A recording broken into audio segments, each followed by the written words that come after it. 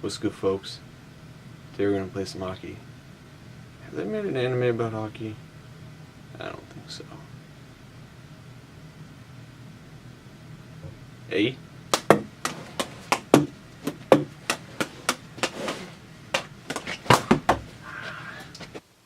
The wig shot. Woo!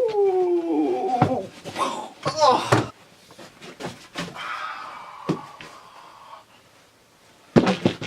So if you're anything like me and you enjoy treating your wigs like hockey pucks from time to time, you probably find that they start to look a little tired after a few strong periods of play. Luckily, there's a very simple trick that can be set up and performed in any outdated bathtub to get our wigs back to championship form.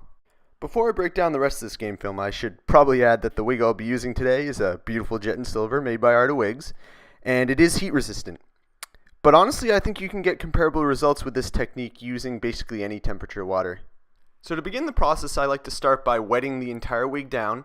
There's no real super rational or scientific reason why I do this. I just think it helps grease the wheels a little bit. I throw in a little combing just to work all the water in through the wig. If for whatever reason you decide to try this technique on a brand spanking new wig, I think these two steps are essential because they help you identify where some of your trouble areas might be. If I'm feeling a little frisky, I might even load up my comb with a little bit of Revlon texturizing cleanser for synthetic hair. This is the product I like, but feel free to use whatever you like. Sometimes you just want to get things a little extra clean, so use as you see fit. You can even just add a small bit of it to the water. You know, whatever. Once you're done combing, you should really already have something that looks pretty good, especially if you want that anime cosplay look. For now, though, we need to move on to preparing our boiling water, which is kind of nice because it's really as simple as it sounds. Grab a kitchen pot, fill it up with water, turn up the stove on high, and wait for it to start sizzling. If you don't have much kitchen experience, please ask someone to help you, and otherwise just, use common sense. I like to boil multiple pots at a time.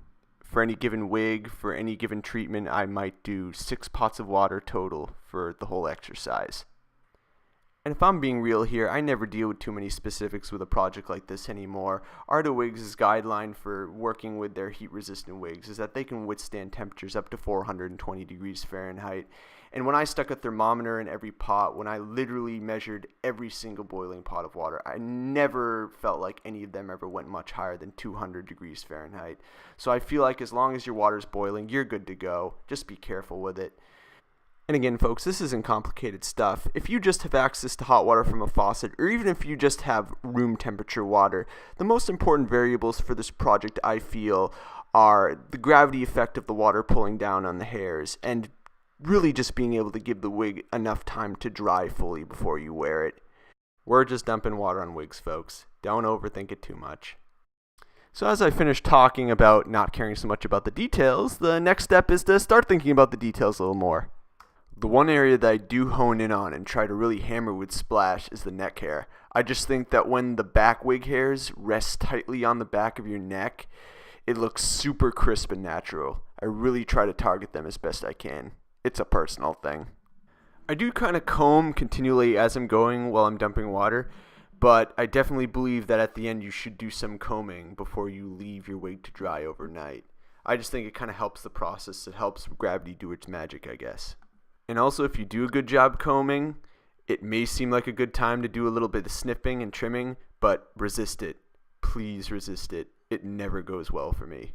You just cut way too much off at a time. I recommend giving the wig about 24 hours to dry fully, but you can pretty much start working with it again once you feel like it's good to go.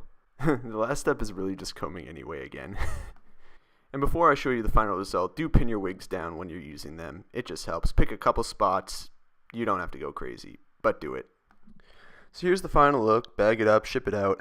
Art makes dope wigs. Super hardy. You can put them through a lot. They always come out of this treatment super silky and nice. I'm not super nitpicky what kind of comb you use for this. I kind of feel like wide tooth combs are a little bit overrated for this. I really like my standard tooth metal comb the best. If you're combing out wefts, then it matters, but for this, meh. But anyways, I'll leave a link in the description for the Arta website and the product page for this wig. Lots of colors to choose from. Otherwise, like, share, subscribe. Hope this video was helpful and chill. I don't know, plant a wig, see if it grows. All I know is I'm out of here, boss.